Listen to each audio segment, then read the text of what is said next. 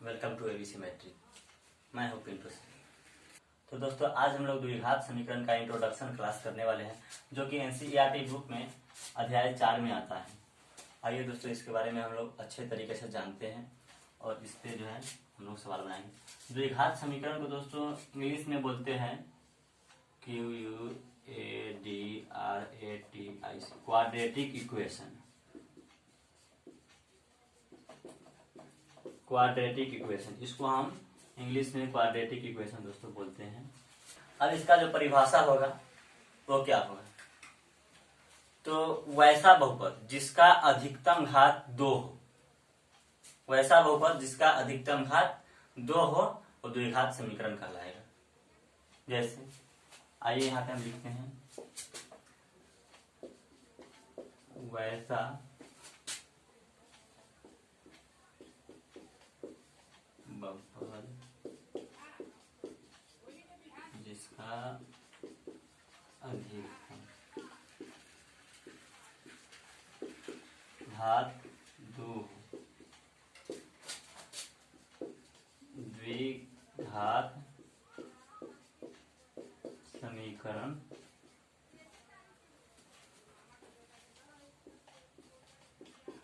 कहलाता। इसको दूसरे रूप में दोस्तों हम यहाँ पे नोट कर सकते हैं, लिख सकते हैं, वो है या इसका दूसरा रूप आपको हो जाएगा जो ax² plus bx plus c बराबर 0 के रूप में हो, जहां x बराबर चर और a b c and a b c बराबर वास्तविक संख्या,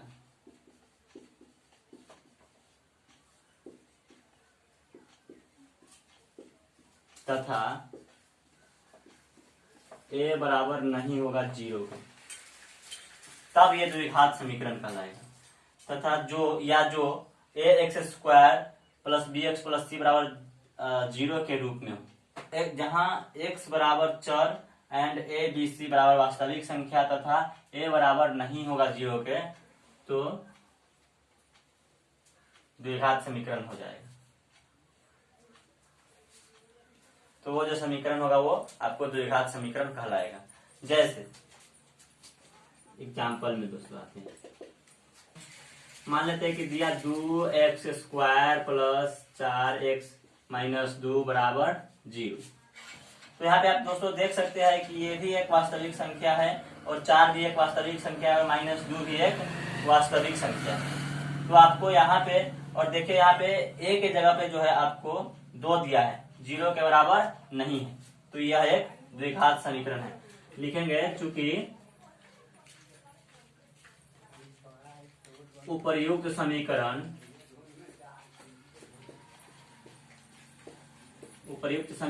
ax² plus bx plus c बराबर 0 के रूप का है, अतः यह द्विघात समीकरण है। तो यह द्विघात समीकरण है। अब यहाँ पे दूसरा क्वेश्चन दोस्तों हम लिख करके सॉल्व करके देखते हैं। दूसरा क्वेश्चन के बारे में बताते हैं आपको कि कब द्विघात समीकरण नहीं होगा। दे दिया यहाँ पे 2x प्लस 4 बराबर 0, इस प्रकार से हमको दे दिया। तो यहाँ पे x² अगर आप लगाइएगा तो 0 हो जाएगा, लेकिन यहाँ पे a के जगह पे क्या आ जा रहा है, 0 आ जा रहा है।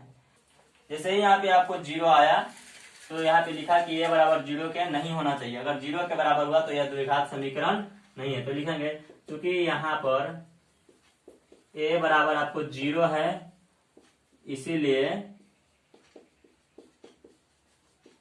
यह द्विघात समीकरण नहीं है।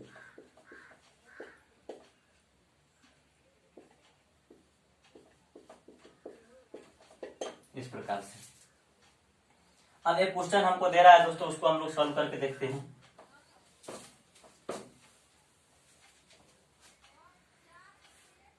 मान लेते हैं कि ये क्वेश्चन इस प्रकार से आया, x plus 2 into x plus 2 बराबर -2 प्लस 4x² माइनस 2, इस प्रकार से आपको दे दिया।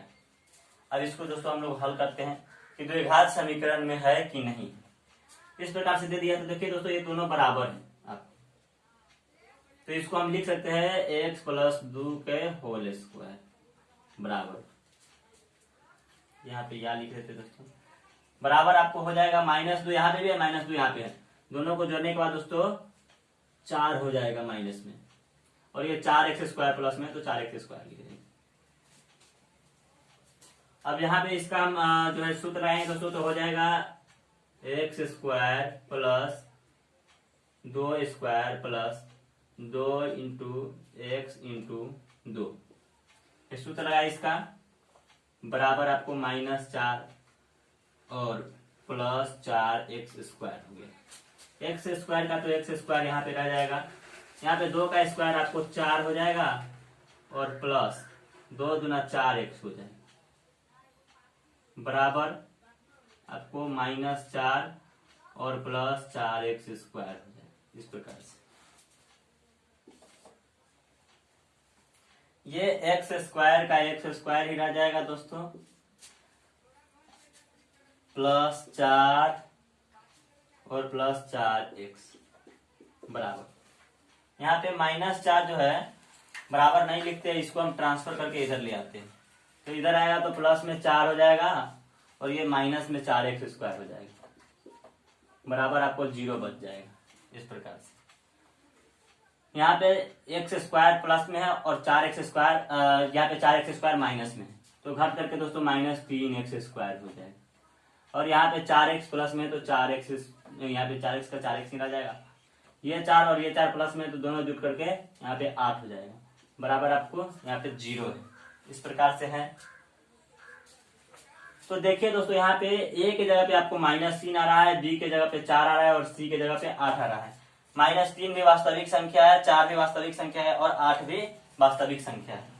यहाँ पे दिया हुआ है, उस हिसाब से हमको ये लागू हो रहा है कि x² plus bx plus c के रूप में भी आ रहा है, और यहाँ पे a b c वास्तविक संख्या भी आ रहा है, और a बराबर आपको यहाँ पे 0 भी नहीं है, इसीलिए यह द्विघात समीकरण है। लिखेंगे चूंकि यह ax² plus bx plus c के रूप का है, इसीलिए यह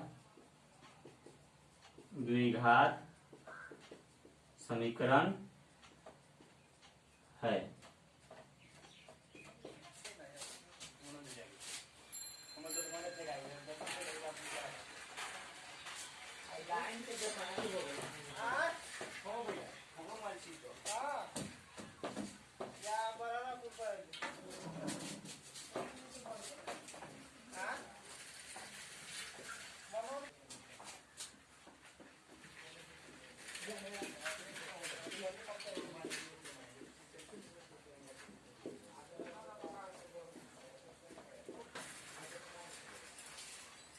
दोस्तों द्विघात समीकरण के पहले चैप्टर के लिए एक और टॉपिक आता है, द्विघात समीकरण का मानक रूप। ये क्या है दोस्तों, ये समझना बहुत ही जरूरी है, किसी भी समीकरण का हल करने के लिए बहुत ही महत्वपूर्ण टॉपिक है, ध्यान से समझिए दोस्तों। तो लिखा है द्विघात समीकरण का मानक रूप, ये क्या है।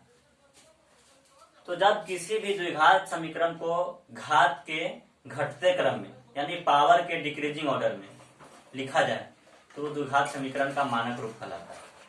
आइए लिखते हैं, जब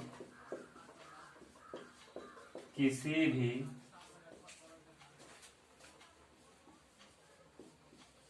द्विघात समीकरण को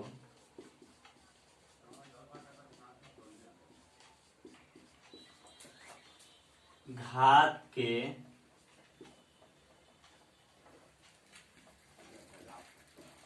घटते क्रम में लिखा जाता है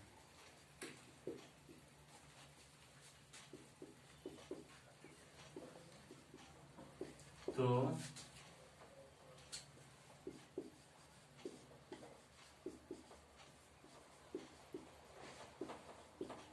द्विघात समीकरण का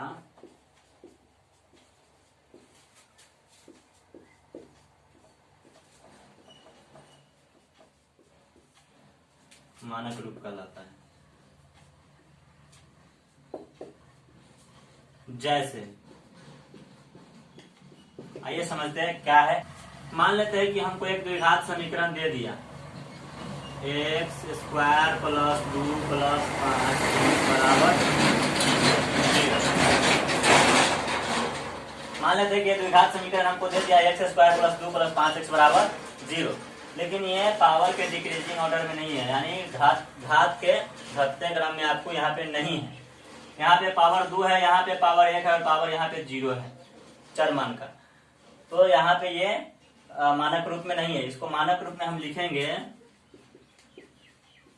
मानक रूप बराबर, तो ये इस प्रकार से हो जाएगा, चर के घातों के घटते क्रम में होना चाहिए। चर के घात के घटते क्रम में होना चाहिए इस प्रकार से। तो लिखेंगे यहाँ पे हो जाएगा एक्स स्क्वायर प्लस 5x हो जाएगा पहले, और फिर प्लस 2 बराबर 0। ये आपको द्विघात समीकरण का मानक रूप हुआ। या फिर मान लेते हैं कि हमको दे दिया दूसरा क्वेश्चन एक्स, देख लीजिए, -3x प्लस 2 बराबर 4x स्क्वायर। इस प्रकार से हमको आपको दे दिया है क्वेश्चन। तो आइए इसको हम मानक रूप में करते हैं। तो यहाँ पे मानक रूप बराबर हो जाएगा दोस्तों, ये 4x प्लस में है इधर बराबर के इस तरफ, तो इसको हम ट्रांसफर करेंगे तो -4x स्क्वायर हो जाएगा, और ये -3x है और प्लस 2 बराबर 0। ये आपको द्विघात समीकरण मानक रूप में है। इस प्रकार से आपको मानक रूप पूछा जा सकता है। और ध्यान रखिएगा, बहुत ही आसान टॉपिक है और बहुत ही अच्छे तरीका से हमने आपको समझाया। और अगर आप इस चीजों को ध्यान में रखते हैं तो किसी भी सवाल को सॉल्व करने में बहुत ही आसानी होगी और आसानी से कोई भी सवाल आप सॉल्व कर सकते हैं। तो दोस्तों उम्मीद करते हैं कि हमारे द्वारा दिया गया कॉन्सेप्ट आपको आसानी से समझ में आ गया होगा। तो वीडियो को लाइक कीजिए, कमेंट कीजिए और दोस्तों में शेयर कीजिए, और हमारे चैनल को सब्सक्राइब भी कर लीजिएगा ताकि अगला अपडेट आप तक सबसे पहले पहुंचे। धन्यवाद।